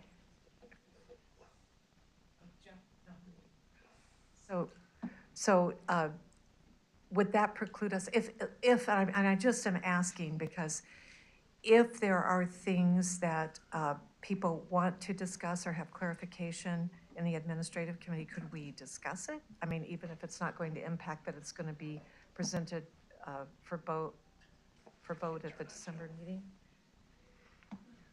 And I don't know that there is. I can't believe that. We can talk about it, but it's not going to be on the agenda for a vote or anything like that. It's just, True. The time to talk about it again is the next committee of the whole. Okay. For the full county Okay. board. Okay, thank you. That helps. Thank you. Ms. Campbell? Yes, thank you. I was just to clarify, we were already providing the 40 hours? No, but that, I just wanted to clarify. For full-time employees. We already provide more than 40 hours for everybody except our seasonal employees. Those would be added. Okay. All right, thank you for the clarification. Okay, next item, 17B3, Ms. Greeno, you're on. Thank you. Regarding the levy, I believe, is there going to be a presentation today regarding, okay, thank you. So we all have the information before us, but in discussions in the Finance Committee, it is very clear that with what has been presented, that we have understated, or I will not say understated, I will say that we have very conservative projections in our budget for the cannabis revenue, for interest revenue, and I mean, of course, since it's not passed, it has been passed yet by Lake County, any potential revenue through the agreement with the jail. And then also a potential for the Mental Health Board to go out for a referendum on their sales tax and have all of the revenue that they could need and more. Also, in our expenses, we have a very healthy projection on open head counts. We have excess in general funds, different fund balances that are above a 5-month and even a 6-month in some cases. We have the opportunity to increase our reserves at a slower rate and still be responsible in making sure, and I'm thinking specifically of the tort. And then also, in our strategic plan, each of the committees on this board have responsibilities for every area of operation in this county. We have not even begun doing that as committees, looking specifically at the operating budget. So I'm not talking about the general funds and the balances there, to really look at how we have opportunities that are coming with technology and AI and, basically, sometimes you just do things that you're doing forever because the ham wouldn't fit in grandma's oven, so you cut off both ends of the ham, and great-granddaughter's still cutting off both ends of the ham. So these are things that would be our responsibility over the next year. This budget is for a year, and it is our responsibility to protect the households of the McHenry County taxpayers. And we are at a time when we have inflation and just burdens. People are losing their jobs. I mean, it is getting quite serious. I work in this industry. I work in an industry that's a leading economic indicator. And we have an opportunity right now with a very healthy budget with zero new growth, zero CPI increase, to have a great impact on our portion of the levy for our taxpayers. And it is our job to protect their money, not to use them as a piggy bank. So I would implore people to really study this and look at this for Tuesday night's meeting, get your questions answered, and say no to any increase in either growth or levy. Okay. Do I assume correctly you covered 17B4 in that statement as well, or do you want to speak to that? Well, that was, certainly we've got some excellent tools to go in and do our own adjustments, which we're looking for 2.3 million with our understated, and I'm not going to say understated revenues, our conservative revenue projections and our very healthy expectations and expenditures. Any of our board members can go in and play with the different fund amounts and have it impact. It's a really excellent tool that we've been presented with by our CFO, Carrie Weiss. And so, but I do not know that that is the, staying in our lane as board members, that that's our job. It's just that we can see that it can be done with virtually no negative impact on the operations over the next year for the county and in any area. So that's what I would say about. Mr. Kunkel? And speaking to, directly to a dispensary owner, I think the word understated works for the numbers that we have. Dispensaries are gonna come on strong for McHenry County over the next year. And these new numbers too from our treasurer, thank you very much, sheds more light on additional dollars that we have not, prior to this, had to look at. And I agree completely. I think that this budget can be, and this county can be well held at a zero new growth and at a zero flat levy. Mr. Hendricks? Yeah, and this goes to 16B to 12, but it's relevant for this discussion. Obviously the contract hasn't been entered yet, but I guess two questions is, one, when do we anticipate Lake County entering the contract on their end, or have they already? And two, it can provide for, it looks like, up to about $5.5 million in additional revenues that I don't believe are accounted for within the budget. My question would be, do we have a sense from the sheriff's office of approximately how many I guess prisoners would be held at the county? Do we know, is it gonna be one? Is it gonna be 150, somewhere in between? There is just so many questions about this contract right now, and you've just identified several of them. Is it going to start? When is it gonna start? Is it gonna be 10, 20, 150? I've had a few conversations with the Lake County Administrator in the last 2 weeks, and he has all these questions in his mind, and he has a board full of county board members that are asking the same questions. This was kind of late in the game that it came to Lake County Board and to Lake County Administration. I want to help them. They've got problems. They are understaffed, but we don't really know what's going to play out in Waukegan in the coming weeks.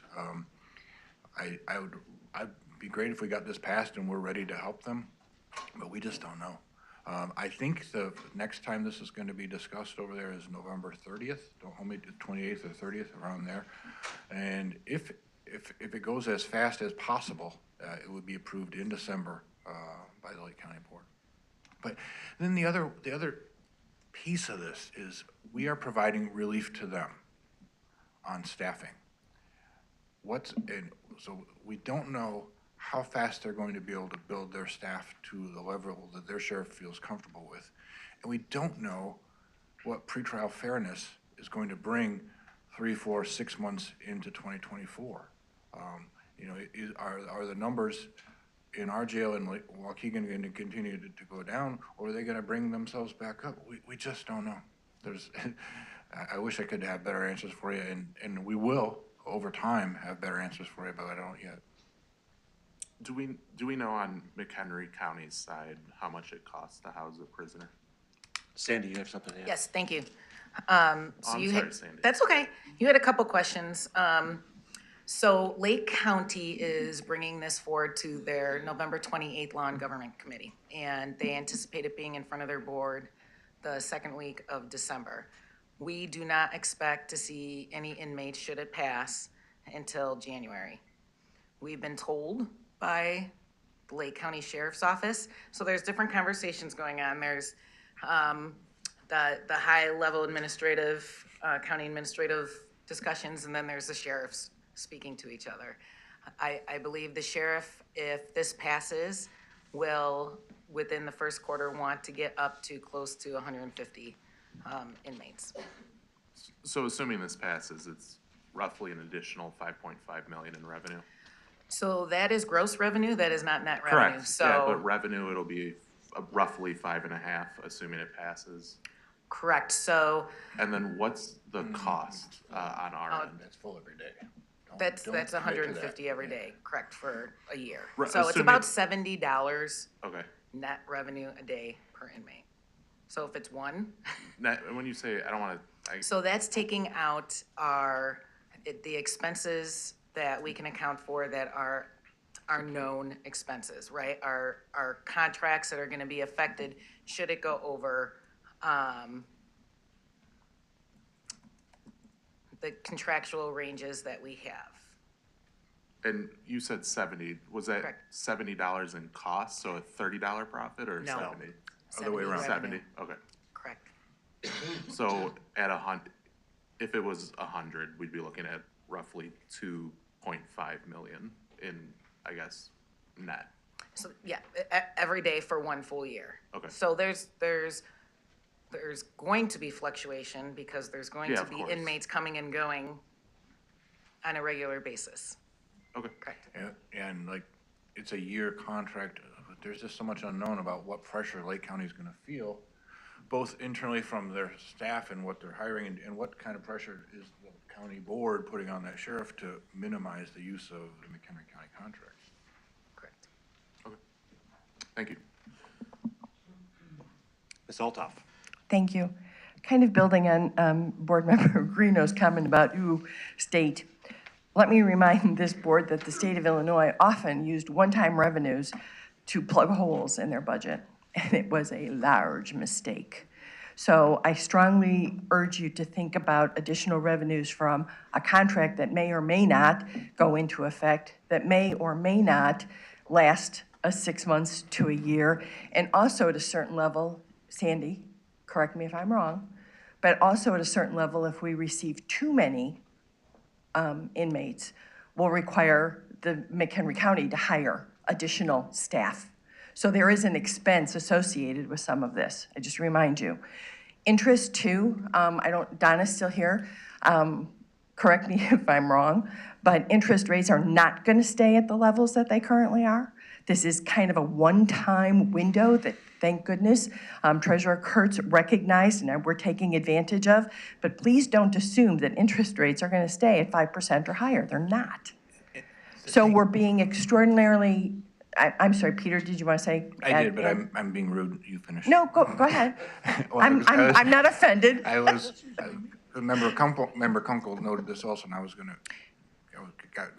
of comment on this, and I do appreciate Treasurer Kurtz kind of pointing out how fantastic she's done with the interest revenues.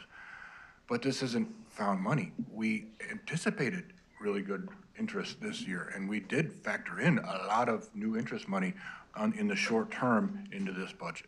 And I don't care if you have any comments on that, but this isn't like, oh my God, we didn't know interest was up. We've got a lot of it in there.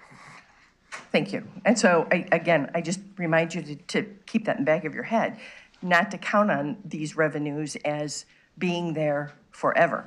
We're going to take advantage of receiving them, and I love all of you for recognizing that, but this is not something that you build your recurring budget on, amounts you base on.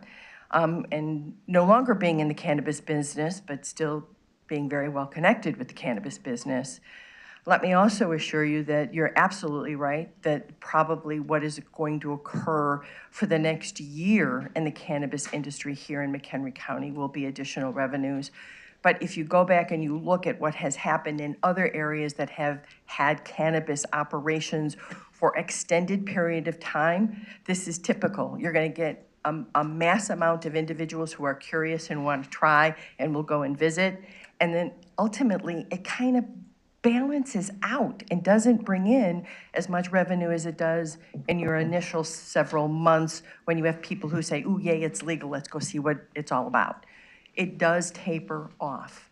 So, you know, again, I appreciate the fact that people are looking for every single way to address our constituents' concerns about ever-rising taxes.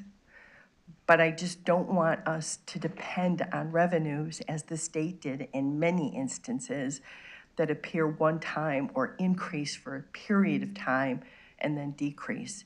It is a dangerous precedent to take. Thank you, Mr. Chair. Mr. Scala? At the finance meeting last week, we had a really good discussion about the proposed resolution for the IGA with Lake County. So I would strongly recommend, if board members would like to listen to that discussion. The sheriff was there providing really good detail. The only thing I wanted to bring up was a little bit later at the finance meeting, we did have a discussion about the accounting of this contract if it ever does become into effect and there are people transported. So I had requested that we create sub accounts in the sheriff's department in order to keep the proper accounting of not only the revenue coming in, but also the expenses leaving, so that the county board would be fully informed as to net revenue for that contract for however long it lasts and for however many inmates we were to take in. And then the board can then decide with that net revenue what to do with that money. Naturally, I am not a proponent of using that on reoccurring expenses, but on one-time fixed projects or something, because we know that wouldn't be a revenue producer year over year. So I did request that. Carrie was going to set that up so that everything would be very transparent to the board. We had issues with that. For those that weren't on the board, when we had the ICE contract, it was always very muddled as to what was revenue, and well, we knew what revenue was, but we weren't quite sure what expenses were. And so I didn't want to repeat that same mistake over again. So we're setting it up properly to begin with. So just as an FYI for the board. Mr. Sager? Thank you, Mr. Chairman. I have a tremendous amount of respect and appreciation to colleagues on the board who want to hold the line. And I think that that's most responsible, and I think that it's incredibly thoughtful in terms of their interest in meeting the needs and the concerns of our constituents, families, businesses, and individuals. I think that almost all local units of government have worked very, very hard, really since 2008, to hold the line, to continue to either take only new growth or to reduce. In fact, this county board in the past has reduced the tax levy in order to be respectful and to be thoughtful of our constituents and the tax burden that exists. The reality, very simply, the reality is that costs continue to go up, and that's been blatantly obvious to us with regards to the high amount of inflation that we've had. We are responsible then not only to deal with this coming year's budget, but we're supposed to also look at the future and how we prepare ourselves and how we manage ourselves for the future. I'm going to be honest and say in the city of Woodstock, we held the line for a long period of time. And we also cut in certain areas that we thought were the easiest to justify, if you will, because they were large dollar items, and that was infrastructure areas. But we get caught in that. And the piper has to be paid sometime. And so we are responsible for certain provision of services.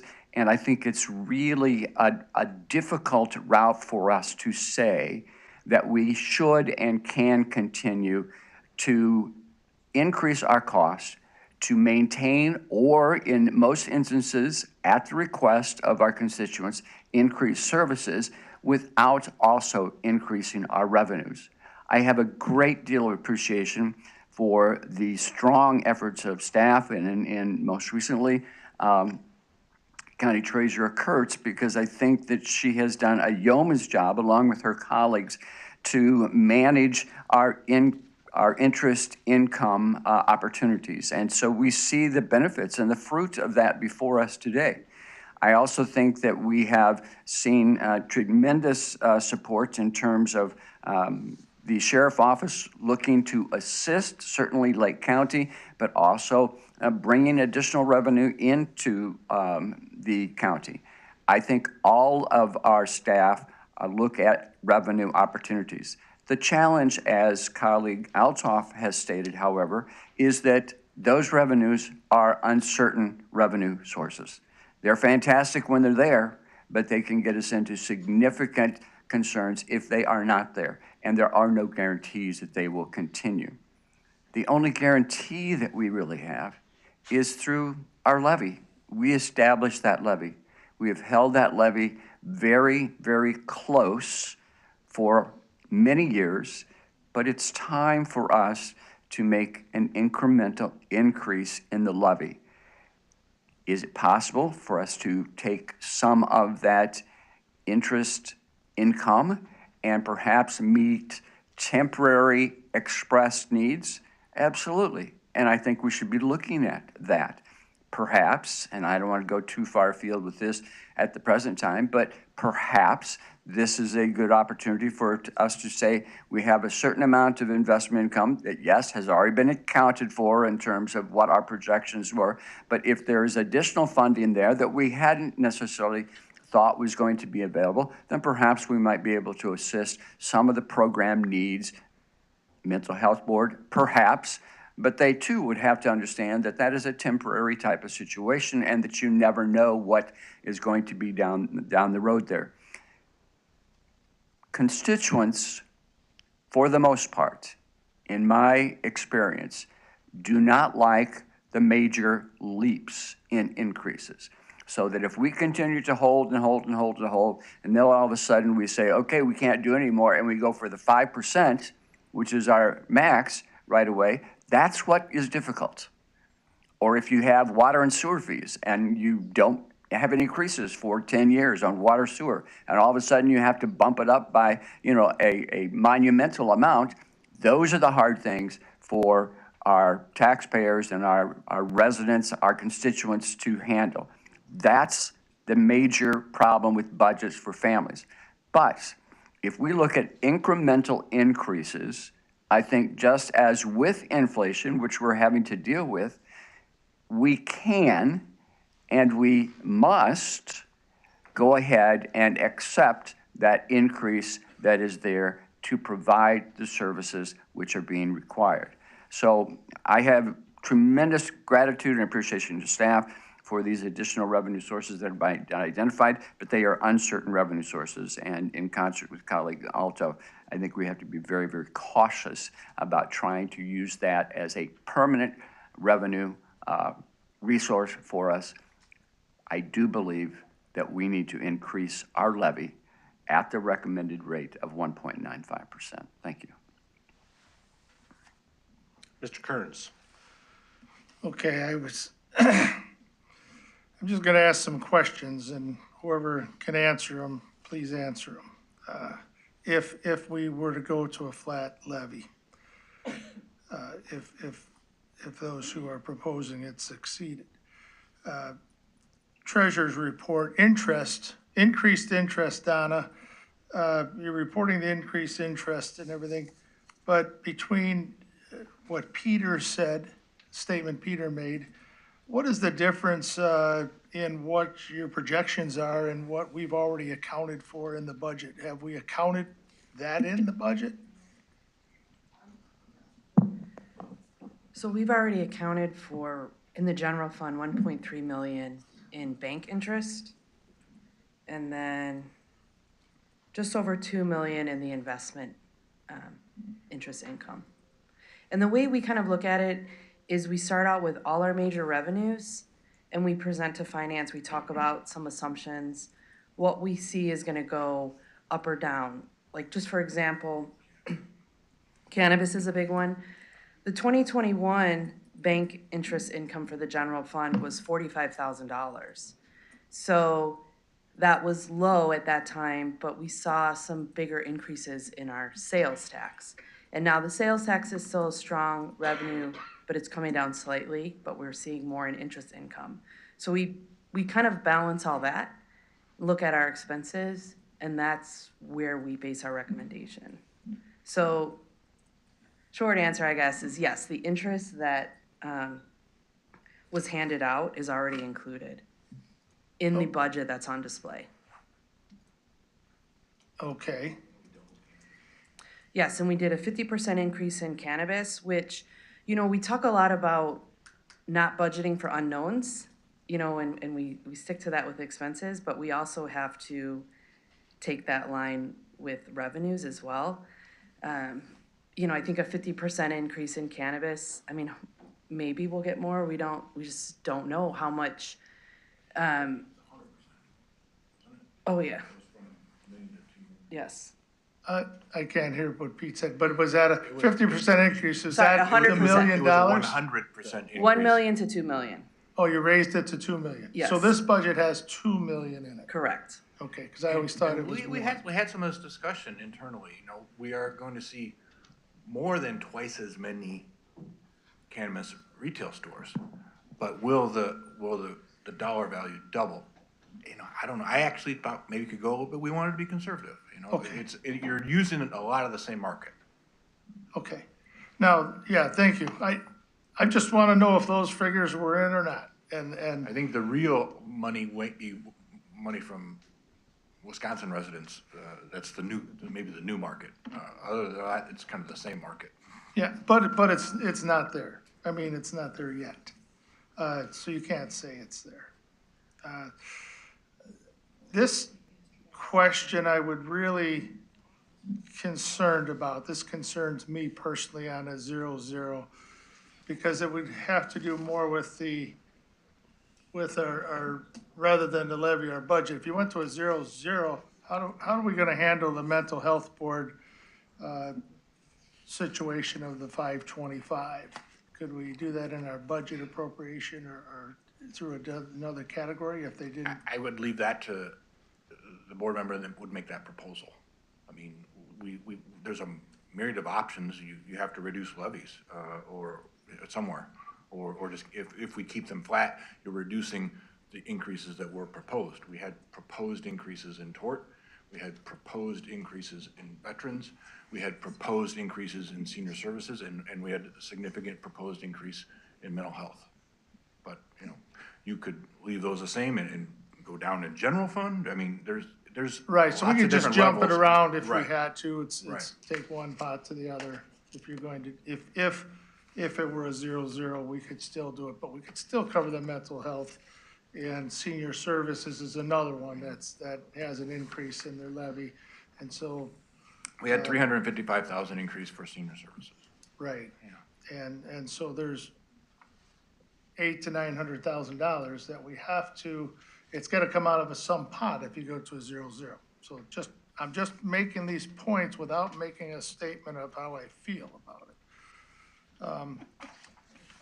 Well, you have to. I think it's a discussion that everyone on both sides of this discussion has to do it. And every year, and I've always asked this, and I appreciate it this year that we've had these deep discussions, because I don't feel we've ever had these deep discussions before to this extent, and so I appreciate it. It helps some of us who are truly concerned of different areas. I mean, how we cover those. So the other one on just a quick question, it's a yes or no on the Lake County agreement. I know that we can account or depend on anything. My one question on that, who pays for the transportation of those prisoners? If the agreements that are out there right now were approved?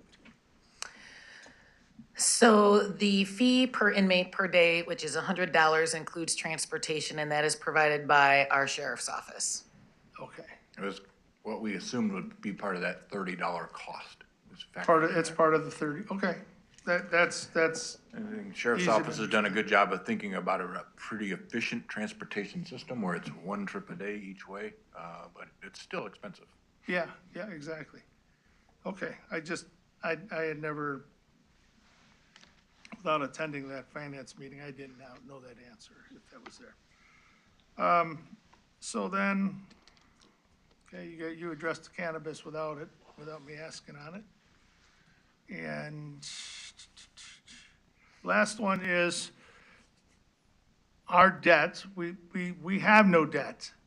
So we don't suffer the pain of increased interest rates. It's actually a benefit to us because we currently have no debt. If they went to a 0-0, we would not have to increase debt, would we, Pete, on anything? No bonds, nothing? We don't anticipate any debt in the near term. Okay. I'm just asking these questions because it's gonna be a moving ball on Tuesday. Right.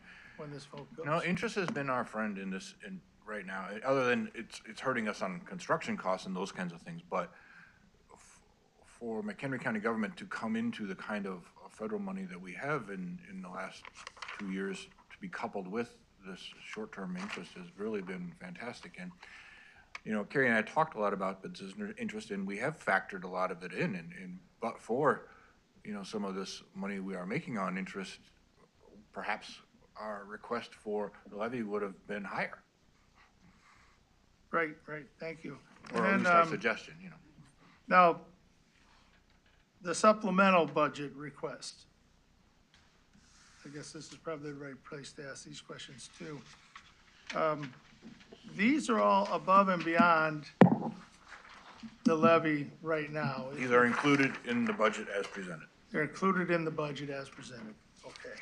And you had one change on, what was that list of changes? There was a change on transportation expenditures. But basically that was, the biggest change is in just the maintenance side. Yeah. I mean, it's not a big number for transportation this year compared to in the past, because we're covering the snowplows in the regular budget and everything, the trucks. And then, the Valley High, of course, comes out of the Valley High Fund, which that's a significant number. Okay. And the treasurer's office, 198,000 on the treasurer's office. Are those things, the camera system, and is that necessary stuff that would have to happen this year? I'm only asking these questions of what they are in the supplementals. So the treasurer has 2 special revenue funds, and these requests would be coming out of those. They would come out of those automation funds? Yes. Okay. And we need the partnership of the elected treasurer to utilize those dollars, and we appreciate her help in this.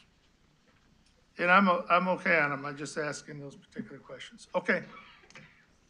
Then I'm okay with everything else. No further questions. Thank you. Ms. Wagner? Thank you. And for the record, I have not decided how I'm voting either, but there are some points here I want to make. I was listening to an NPR radio yesterday, and they were talking about cannabis in Wisconsin. And it sounds like Wisconsin may be talking about passing their own law legalizing cannabis. So we need to be careful about projecting people who may be coming over the border to buy cannabis and the revenue that we could get, because they realize that they're losing money to Illinois in this field. So I think it's a good thing that we're being conservative. we can only do more with less for so long. And in the past, our employees have kind of suffered for that. And we are increasing pay for our employees. We need to make sure that we can attract and retain the talent we have in this county. Because if we don't pay them at a marketable wage, then they're gonna go somewhere else. And then we're gonna have to spend more money training them and all the other expenses that come with that. So that's one thing we need to keep in mind. We also are only funding the Mental Health Board a portion of what they are requesting. And they're not requesting it just to request it. These are actually needs in the county. And I applaud Rob Mutert, who came up here from Warp Core and spoke earlier, because he focused on the veterans. And they are a significant presence in our county that we need to take care of them. And just so we know, a portion of the increase that's coming is for the VAC. So that's another way that we're taking care of our veterans. So through the VAC and through mental health board funding. That said, I'm a taxpayer too. I have 2 kids in college. I'm trying to manage inflation in my house. But most of us on this board are lucky to be where we are. And we need to make sure that those people who need services or need a hand up can access those services, and we keep those services going and we keep them staffed. So my question is for the people here who are proposing a flat budget or to cut the budgets that have been proposed and that we have passed through committee, I would like them to tell us what specific departments, services and programs they would like to cut.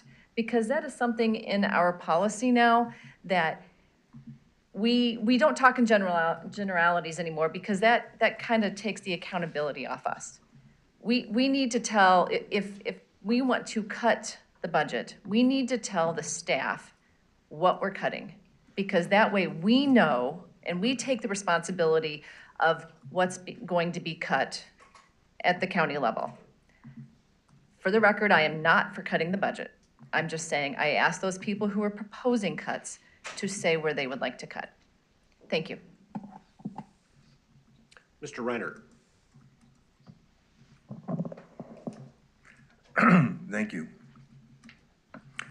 You know, I'm not saying exactly how I'm going to vote Tuesday either, but I do tend to go on the conservative side. Taking the sheriff's potential income out, I do know that we have, you know, a robust interest earned income, as Donna will be talking to us about. Excuse me. And also, I don't believe that the interest rates will anytime soon go down. This is only a 1-year budget. I think that 1 year, next year, we'll still have a robust income of interest. And also too, you know, all my life, I know that everybody protects their income sources and their revenues. Just like we are as a county, we're protecting our county budget, we're protecting all of us. We haven't even taken into effect the motor fuel tax next year, which is going to be raising our income also and padding the transportation department. I think if we did vote a zero levy increase, if we did do that, there are, as Pete likes to say, buckets everywhere that we could fill any gaps that we missed. So I think if I were going to make a mistake, knowing that we have a robust interest income, the marijuana taxes, at least for a year or so, because Wisconsin won't move fast. I think I would go towards protecting the taxpayer, because I think as a body, we will do just fine next year if we went with a zero increase. So this is just the reasoning why I'm tending to go on the conservative side. I don't think that we are hurting this body, our government body, by going with zero growth. Thanks. Ms. Greeno? Yes, I just want to thank everybody for being involved and engaging in the conversation. And there was a comment about the deep discussions that we're having this year, and I just really want to credit the tools that we've been provided by the county with the open book and the excellent spreadsheets, because this helps us to engage and see this. And then I thought that there were some really good points, and that we're looking at a 2.541 is what we needed to, if we had all of these items covered. And Illinois is nationally famous for our high tax rates and our property taxes and other taxes. And we don't want to create more residents needing services by constantly going back to them to mandate that they give us more money. That's not our job. It is not our job to increase taxes. We're not talking about in anywhere in our budget having any type of a deficit. And so it is our job to look, and I would invite every member of this board to go through and look at the specifics of the spreadsheets that we've been given, the open book information that we've been given, and do our homework and come prepared to build a case to protect the taxpayers of McHenry County next Tuesday night. Thank you. Mr. Hendricks? Yeah, just a quick follow-up, and it might have been mentioned and I just missed it, but the interest income we're looking at is projected to be 2.2 million. We accounted for that full 2.2 million in this proposed budget. Or I just wasn't sure what's the difference between what the treasurer's statement is on our income versus what we're including in the budget. Eric, I'm going to let Carrie answer that, but I will tell you that I sent an email to Carrie and regarding interest income.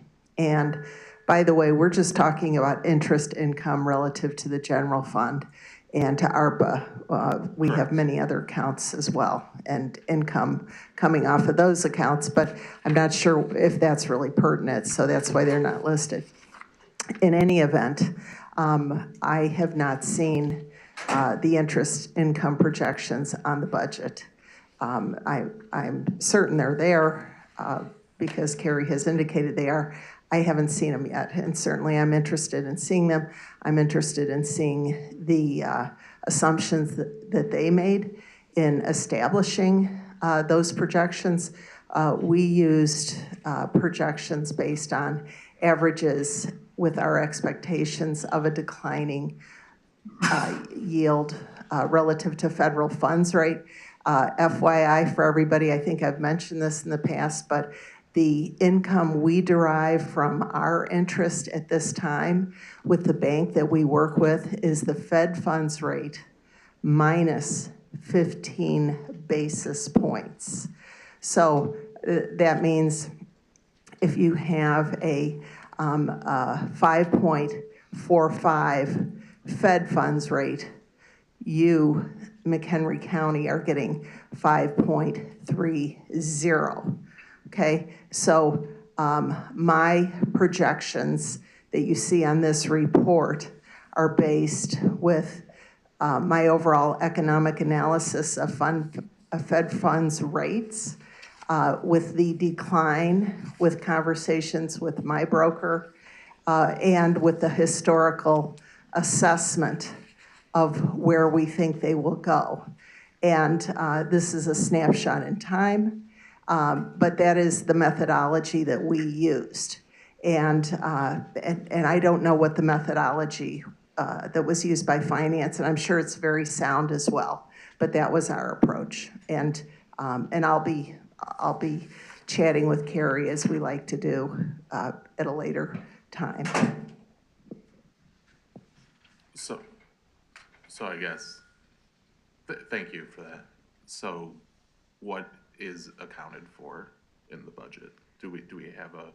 So I think the thing, based on a lot of comments, that we have to keep in mind is when you talk about these buckets, you know, ARPA interest has to stay with ARPA. So most of the time, we talk about the general fund because that's kind of the most flexibility. So in terms of interest income for the general fund for bank interest, we have 1.3 million built into the current budget that's on display. Okay. So, and, Yes. okay. Yes, we don't talk about this just right now, the treasurer and I, so I feel like we're usually on the same page. And then the interest income then as well, it's in line with the treasurer? Yes, so the bank interest income, we're just slightly higher because we have a little bit from the circuit clerk, maintaining large bank accounts for the general fund. And then investment income, we actually projected slightly higher, around 2 million. Okay, thank you. And then I guess I would just say, you know, I can appreciate everybody's, you know, all my colleagues on the board. I appreciate their thoughts one way or another, whether I agree with them or not. But I do think, you know, we are significantly different than Springfield. You know, we have the highest credit rating agency, or credit rating that an agency can give a county. Springfield has near a junk, pretty close to a junk anyway, credit rating. Well, we have a balanced budget, debatable whether Springfield does or not. We have no debt. They have all sorts of debt. And while I can appreciate, you know, the thought process going beyond, or, you know, towards raising the tax rate incrementally versus, you know, a large increase, at the end of the day, it winds up being the same amount of money coming out of the taxpayers' pockets. So, you know, just because we're able to sneak it by a little easier, I'm not sure I agree that that makes it a significantly better way to go forward on handling it. And as far as looking at the future, we are looking at the fiscal year 24 budget. I don't think, you know, a temporary pause of 1 year before reconsidering next year whether to raise rates or not is going to make or break this county. You know, I'm cognizant of, you know, the future, and I'm looking at, you know, up to 3.8 million in additional revenues. We might have a sales tax, you know, significantly reducing or supplementing the mental health board, either reducing the property levy burden for the to fund the mental health board, or supplementing the mental health board. So everything I'm looking forward or towards in the future points to we can do this, and it's 1 year. And while certainly, you know, some of this is speculative, it would seem to me that at a minimum, the Lake County contract has a decent chance of going through, which again, you know, at the upper end would be an additional 3.8 million net, you know, outside of everything else, outside of, you know, all the potential for sales use tax to be implemented, hopefully reducing the county's property levy burden on its residents. And, you know, I just find it, McHenry County, this board established a workforce housing commission to study how to alleviate the cost of, you know, homes, cost of living. But then on the other hand, we're also proposing to do our part to continue to make the cost of living higher. I just don't agree with it. I will tell you how I'm going to vote. I would vote no to the increase, and I'm proposing that we keep it at a 0 increase to CPI, as well as new growth, 0, 0. Thank you. Seeing no further comments, Pete, you got a report for us today? Yeah, a couple things. We mentioned maybe having Crystal Lake South Gators here for the soccer award in December. Hopefully, we'll have Cary Grove football here also. We'll see what happens in the next couple weeks there. Yesterday, Scott and I hosted the new county administrator from Kendall County. Her name's Christina Burns. She's a longtime Oswego village manager, assistant village manager. But it was really fun. We're proud of McHenry County, but it was nice that she wanted to come up here and learn what we're doing. So that was a good time. I sat in on my first FEMA Region 5 Advisory Council meeting. This is it's like 26 people on this advisory council from Ohio, Indiana, Wisconsin, Minnesota, Michigan. It was really enjoyable to hear from people like me, but people like Dave Christensen and fire chiefs and police chiefs from, Minneapolis, St. Paul, Indianapolis, Detroit, Milwaukee. I enjoyed it. I'm going to be part of that group for the next year and a half or so, but we'll keep you posted on the things that they're talking about. I will be providing, with staff's input, a written report next Committee of the Whole in December. So we'll have the full fourth quarter report there. And following up on your comment, Chairman, we will for sure get an update on the Huntley Rail Station in there and get some information there. We had a little discussion this morning on the Huntley Rail Yard from our friends at Metra giving an update. Woodstock Rail Yard? Yeah, thank you. Appreciate that. That would be a bigger project. The Woodstock Rail Yard. Myself and several members of the DOT staff, we sat in on the first meeting of the rail yard, kind of the kickoff, and it's going to happen fast. There's going to be a public meeting likely in February on the Woodstock Rail Yard, and then a second public meeting likely in July on the Woodstock Rail Yard, and we're expecting that in that July timeframe, there's going to be a recommendation on the property. And that'll accelerate the negotiations and acquisition of the property, and so good things are going to be coming in that direction. November the 28th is the next mental health board meeting where they are going to be considering whether or not they want to make a recommendation on the mental health sales tax. I'm expected to be present there. I think Scott's going to be there as well, just to talk about some of the timing issues of whether that vote comes in March or November or whether it comes at all. So if you're interested, keep an eye on that meeting date.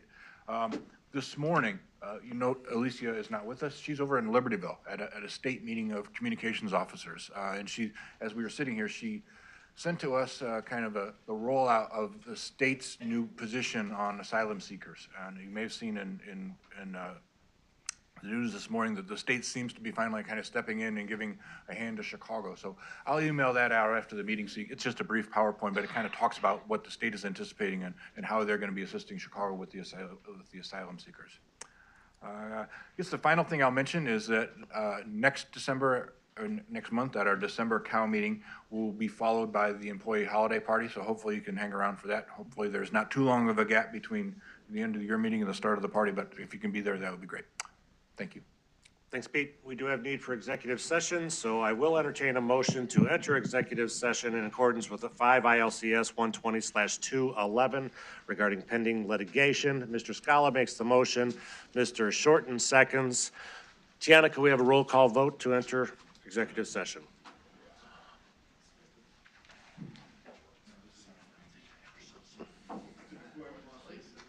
Oh, go ahead.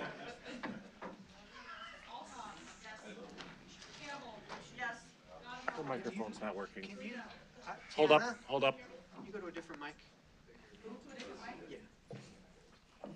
Right next to you there.